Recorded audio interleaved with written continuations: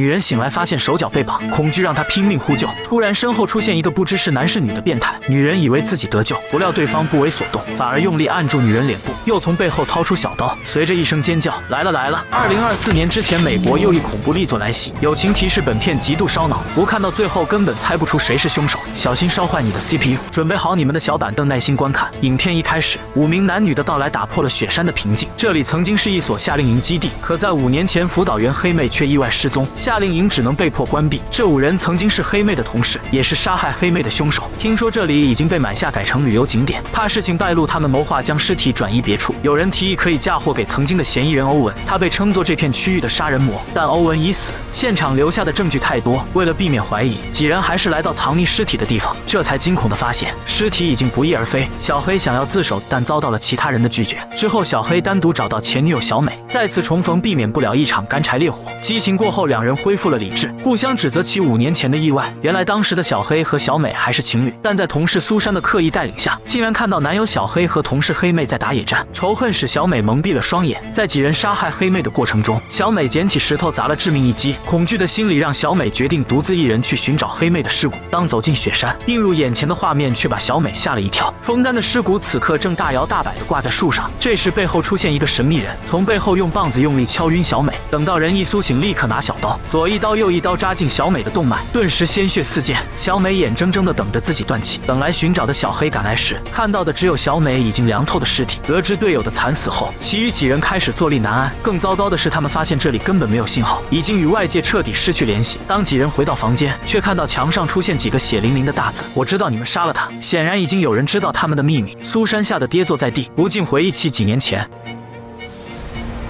自从黑妹来到夏令营，便赢得大家的喜欢，只有她对这个绿茶女冷眼相待，还故意带好友小美观看小黑和黑妹的现场直播，甚至是她提议大家借露营的机会杀死黑妹。难道这是来自黑妹鬼魂的报复？小黑最先冷静下来，为了秘密不被更多人知道，他只能告诉大家赶快清理掉自己。殊不知游戏才刚刚开始，就连带几人前来的导游也遭到毒手。劳累一天的他本想来个汗蒸，不料神秘人却再次出现，利用雪球砸破玻璃将导游引出，趁其不注意的瞬间，推动电钻直接插进导游身体，经过一顿打磨搅拌，瞬间被开膛破肚，肠子乱飞。等到好友旅店老板和老板娘出来寻找，只看到了这惨不忍睹的一幕，他们的好友竟然被做成了肉泥雪人。接连2起命案，让旅店老板和其他住店群众对小黑几人产生质疑，但两边都失去了同伴，每一个人都逃脱不掉嫌疑。他们一致决定，一半的人下山求救，另一半人留下看守。等出发时，发现出行的摩托都意外损坏，显然这是有人故意设计。众人只好再次回到房间。为了安全起见，小黑提议轮班站岗，同伴丽莎随即拿出手枪，玩意一掏出，着实震惊到众人。这还不够，柔若男把桌子堵到门口，恰好看到外面怪异的箱子。当打开里面，首先出现一张白色字条，上面只写着保暖2字。随即众人往箱子里看去，都被吓了一跳。箱子里装着死去导游的血衣。苏珊崩溃了，与其在这里等死，还不如下山寻找出路。尽管小黑说外面一片漆黑，还有30公里的下山路，苏珊却一意孤行。柔若男也不想在这继续等待，他和苏珊徒步寻找下山的路。当走到一半时，发现电话被人故意剪断了，他们只好继续往前走。但诡异的是，无论2人走多远，最后都会绕回最开始的路。无奈他们返回到距离最近的老板家里，柔若男差点被冻掉脚趾。老板夫妇决定护送2人回到他们的住所。屋内神经时刻紧绷的丽莎听到外面有异响，快速掏出手枪。当敲门声伴随着开门声同时响起，丽莎本能的朝门口砰砰连开几枪。看清面目之后，才发现打错人了，一时间信任被瓦解。